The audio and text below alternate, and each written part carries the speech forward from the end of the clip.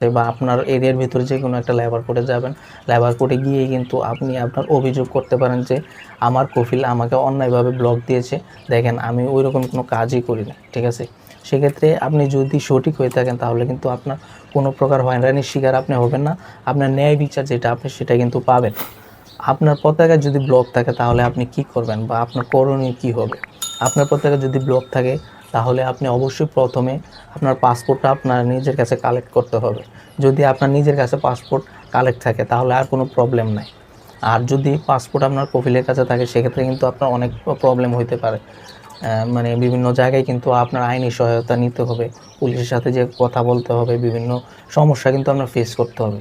আপনি মনে রাখবেন সবসময় যে আপনার পাসপোর্ট আপনার কাছে থাকবে। যদি আপনার পাসপোর্ট আপনার কাছে থাকে তাহলে আপনি যে কোনো সময়ে কিন্তু আপনার কফিল চেঞ্জ করতে পারবেন।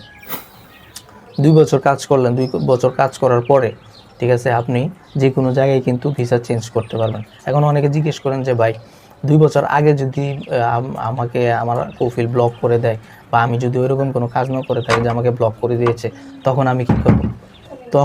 তখন আপনি কাজ করবেন যে আপনার এরিয়ার ভিতরে যে কোনো একটা লেবার কোর্টে যাবেন। লেবার কোর্টে গিয়ে কিন্তু আপনি আপনার অভিযোগ করতে পারেন যে আমার কফিল আমাকে অন্যায়ভাবে ব্লক দিয়েছে। দেখেন আমি ওইরকম কোনো কাজই করি না, ঠিক আছে? সেক্ষেত্রে আপনি যদি সঠিক হয়ে থাকেন তাহলে কিন্তু আপনার কোনো প্রকার হয়রানির শিকার আপনি হবেন না। আপনার ন্যায় বিচার যেটা আপনি সেটা কিন্তু পাবেন।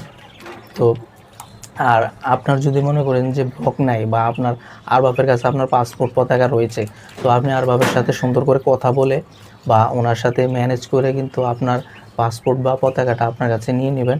পরবর্তীতে আপনি যে কোনো সময় হলে কিন্তু আপনার ভিসা চেঞ্জ করতে পারবেন। তো আশা করছি ভিডিওটি বুঝতে পেরেছেন।